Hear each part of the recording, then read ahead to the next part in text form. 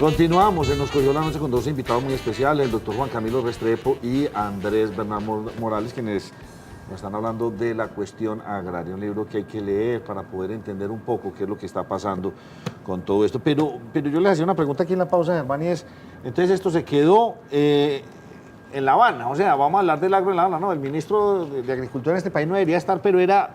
Ya no deberíamos estar como concentrados, es que aquí estamos como desconcentrados, digo yo en este programa muchas veces.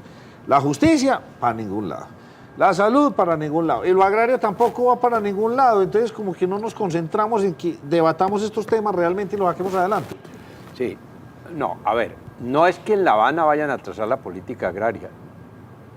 La política agraria se traza acá, y la hemos venido trazando.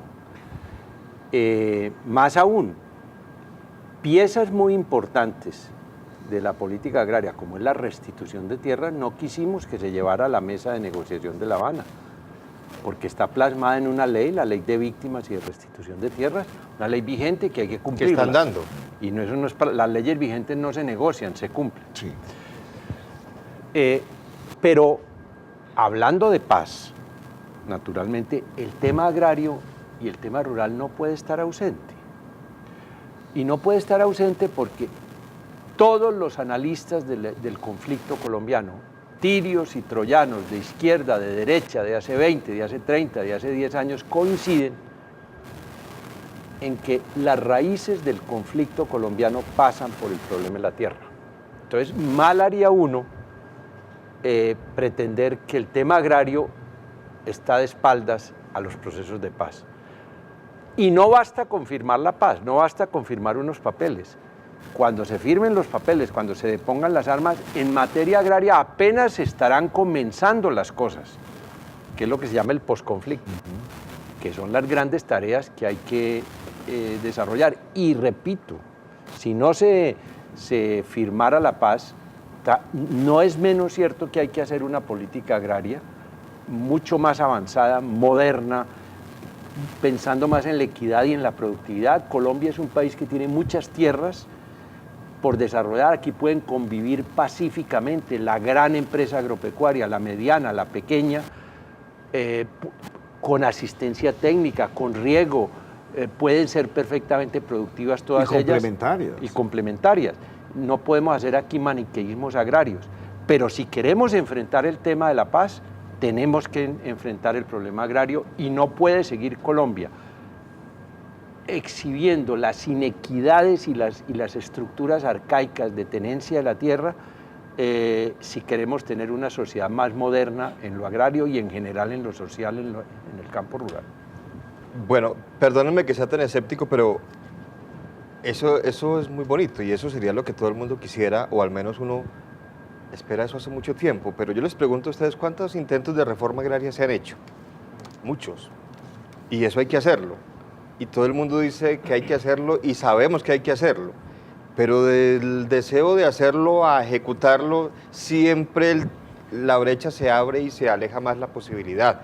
Por todo lo que hemos venido analizando aquí, porque la gente no quiere soltar la tierra así la tenga con una vaca por hectárea, porque hay gente que pelea por los títulos así no sean de ellos, eso desde la formalización complicado de eso, porque hay gente que dice que la tierra es de ellos y otros, los verdaderos dueños, no tienen cómo probarlo. ¿Qué tan lejana la posibilidad de hacer efectiva realmente esa reforma que se necesita? Sí, pero si hay voluntad política, se puede hacer.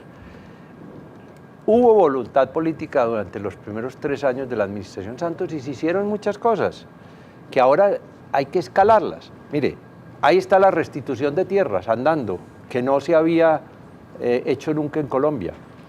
2 millones de hectáreas, 2 millones de hectáreas se han titulado.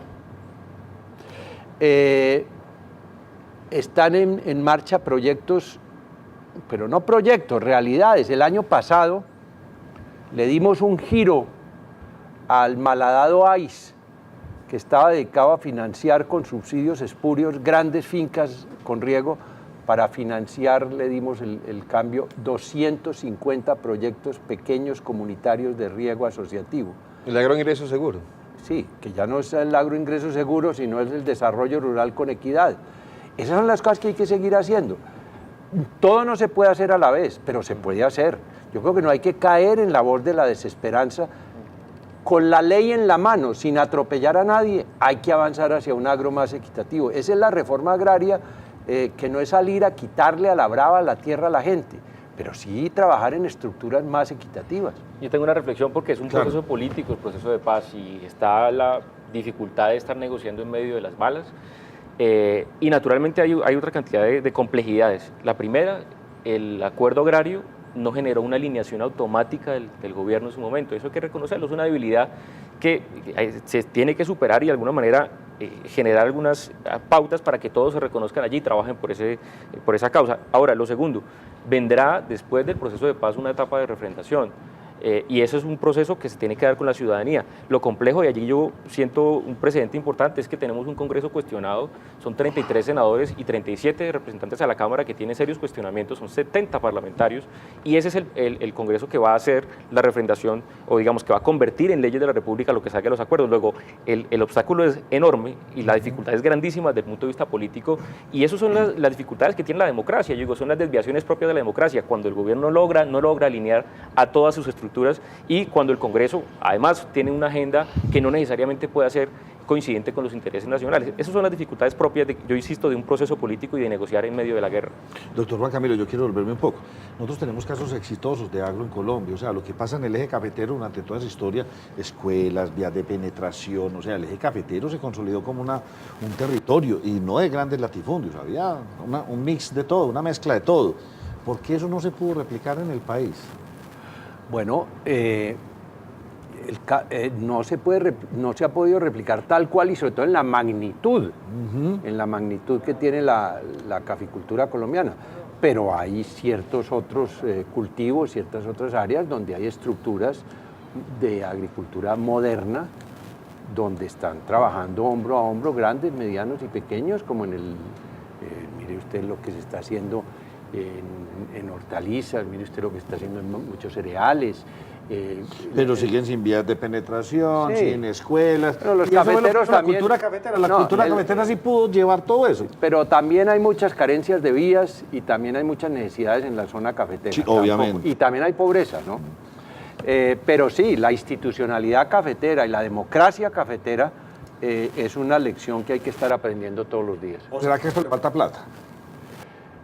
Le falta plata y va a haber que meterle una plata grande, ya se están metiendo, pero también le falta institucionalidad. Muy bien. Para hacer el gran desarrollo rural del país se requiere unas instituciones más sólidas y más limpias. Es que acuérdense ustedes que el INCODER, que es el Instituto del Desarrollo Rural, estuvo prácticamente cooptado por los paramilitares varios años y se paralizaron todas las políticas. Yo le hablo de plata porque tengo entendido que usted fue el originador del 2 por 1000. El famoso impuesto para los bancos. ¿Por qué no hacer eso en la actualidad? Entonces, ya no es el 2, es el 4 por 1000, entonces cogamos el 4 por 1000, partámoslo en 2 y metámosle ese otro, porque salvamos a los bancos. Los bancos quedaron salvados, todo quedó muy bueno, según entiendo. Y ya no los quieren.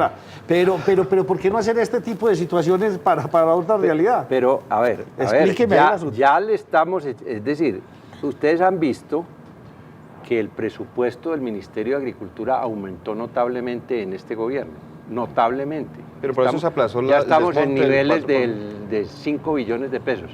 Gran parte de esos nuevos recursos vienen de haberle asignado la mitad del 2 por 1000 a la agricultura. Yo estaba desactualizado. Sí, o sea, ese invento suyo es para servir para la vez. Ahora, a propósito del invento mío, una pequeña precisión histórica, pues.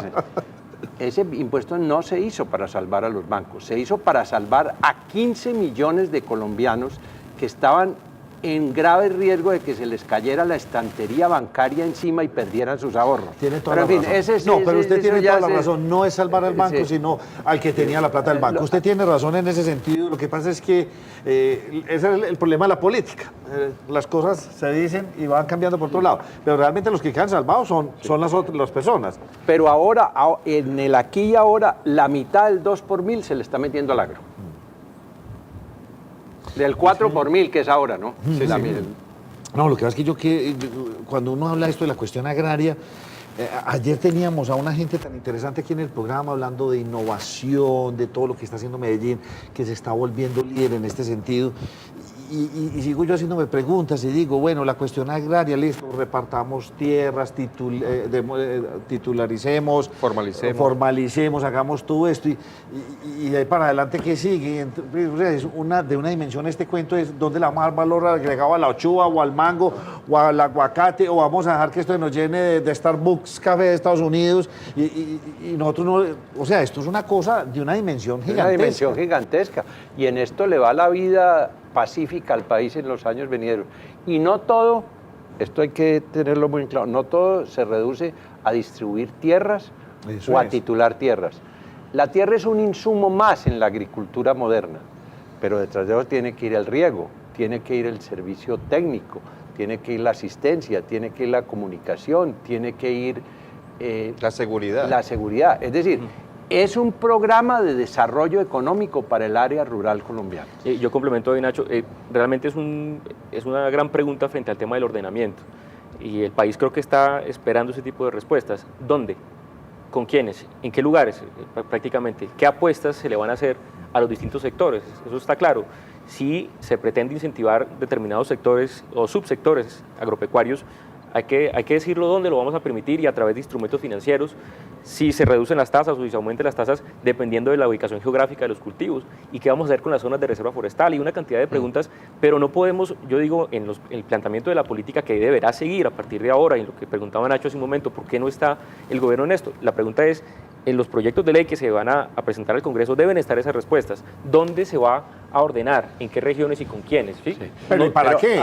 O sea, ¿para qué? Para mí es, ¿para dónde vamos? Es que vamos a ser los mayores exportadores de frutas y hortalizas porque tenemos el Tratado del Pacífico para todo el Oriente. Listo. Pero vamos definirlo. allá. ¿Y qué hay que pasar en todo este camino? Eso es lo que hace cualquier industrial, ¿sí o no? Pero el gobierno no hace eso. Ordenar territorio es lo que se está planteando. Digo, de alguna manera, dejemos la formulación abstracta y díganos dónde. Díganos dónde y con el quiénes. gobierno tiene que estar metiendo más y más. Los presupuestos crecientes del Ministerio de Agricultura así lo testimonian.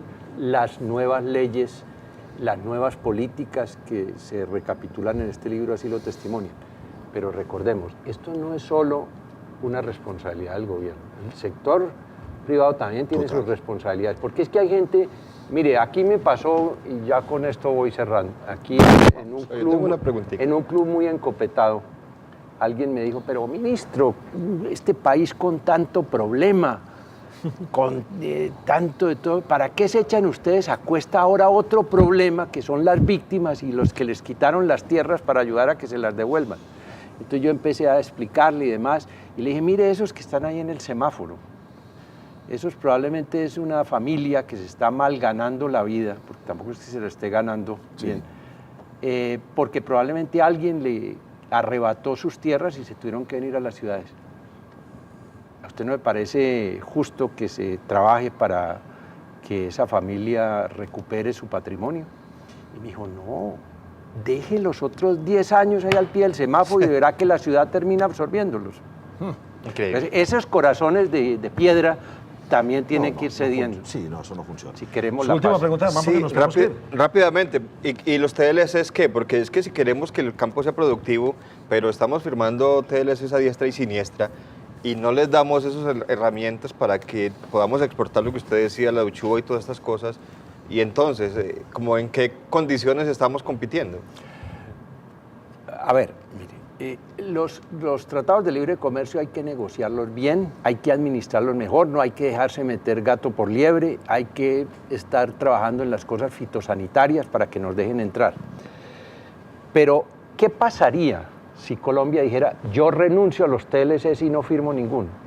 Me enclaustro aquí. Bueno,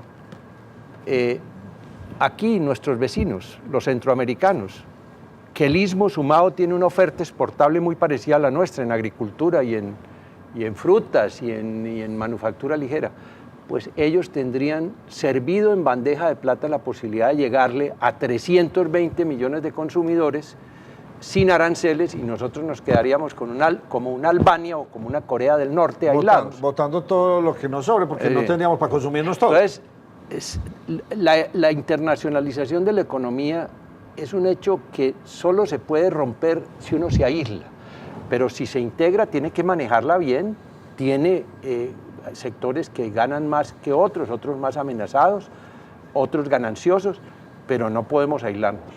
Y para la agricultura puede ser muy importante. Yo, por ejemplo, lamento que el Congreso hace 2 meses no le hubiera dado trámite al TLC con Corea del Sur. Ahora se va a retomar ese tema, porque esos países asiáticos, en vez de ser exportadores de alimentos, son compradores de alimentos. Ahí tenemos muchas posibilidades, incluida la gulupa. Gracias a Dios. La cuestión agraria. Este libro es escrito por Juan Camilo Restrepo y Andrés Bernal. Si usted quiere conocer más de esta realidad que a todos nos atañe, pues aquí está. Muchas gracias a ustedes dos y muy interesante hacer esta publicación. Creo que ustedes nos van a quedar debiendo otra, porque han de pasar muchas cosas más allá en La Habana y este será un tema que si no es por personas como ustedes no va a estar de boca en boca y hay que ponerlo de moda y hay que moverlo cantidades, si no, no. Y que no nos coja la noche con el tema agrario. Sí, señor. Muchas gracias, Sí. doctor Juan Camilo. Me place conocerlo. Bueno, Nacho, Muchos lo mismo, éxitos. muchas gracias. A usted lo invitamos a una pausa y ya volvemos con toda la información que nos trae Germán.